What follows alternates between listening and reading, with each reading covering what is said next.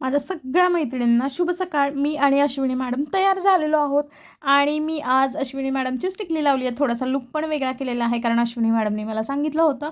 आणि आता आम्ही चाललेलो आहोत लेक्चर हॉलकडे.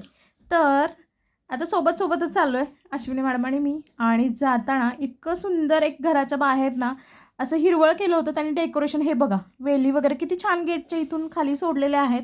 इतकं सुंदर आणि अप्रतिम वाटत होतं ना की ते बघण्याचा मोह आवरला नाही. आणि वर बघताय तुम्ही गुलमोहराचं झाड हिरवंगार आणि छान लाल फुलं.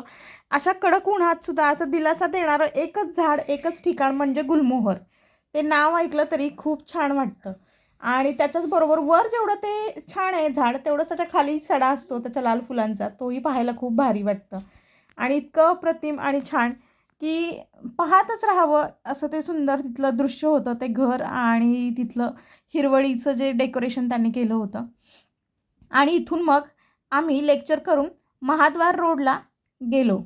आणि तिथं आता बघा छानसं आता हे नऊवारी साड्यांचं दुकान दिसतं. इथे महालक्ष्मी मातेच्या फ्रेम्स आहेत आणि त्याच्याचबरोबर समोर इथं सगळ्यात महिलांचा आवडता आणि जिव्हाळ्याचा विषय म्हणजेच रेडीमेड ब्लाऊज.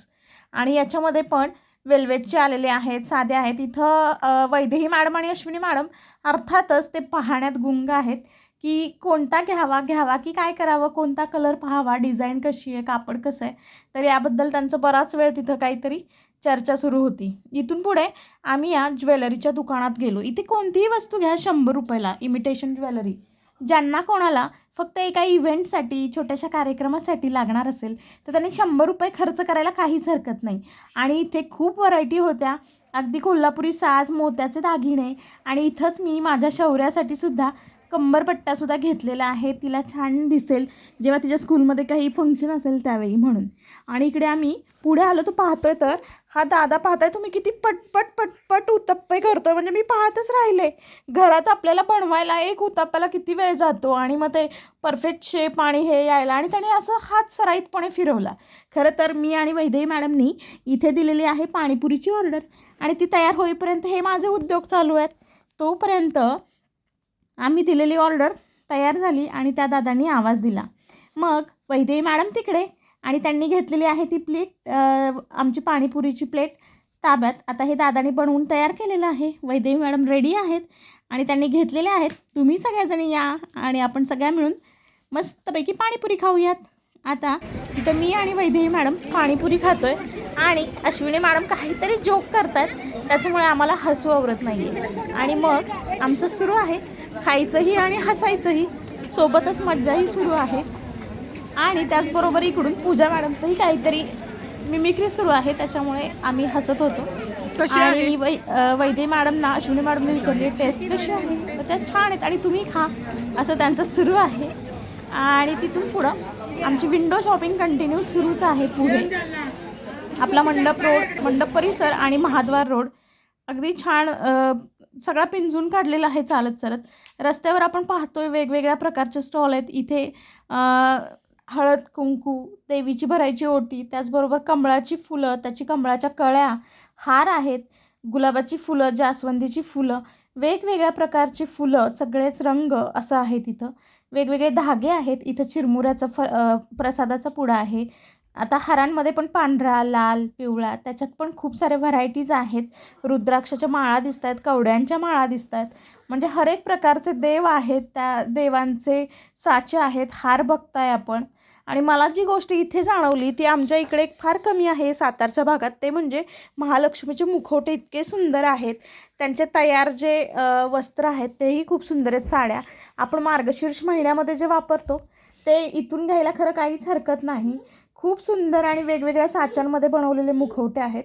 आता हे मंडप परिसरातूनच पुढे जातो. इथे खरं काहीतरी कन्स्ट्रक्शनची कामं सुरू आहेत, त्यामुळे प्रत्येक ठिकाणी इकडे डायव्हर्जन करून रोड इकडून तिकडून असं केलेलं आहे.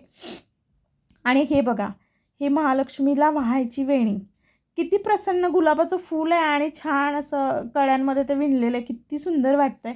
इकडे वरच हार आहेत आणि त्याचबरोबर पुढे जाती दिसतात का, छोटी छोटी आणि मोठी पोळपाट पण आहेत. आणि इकडे पुन्हा एकदा आपल्या महिलांचा आवडीचा आणि सवडीचा आणि जिव्हाळ्याचा विषय म्हणजे दागिने.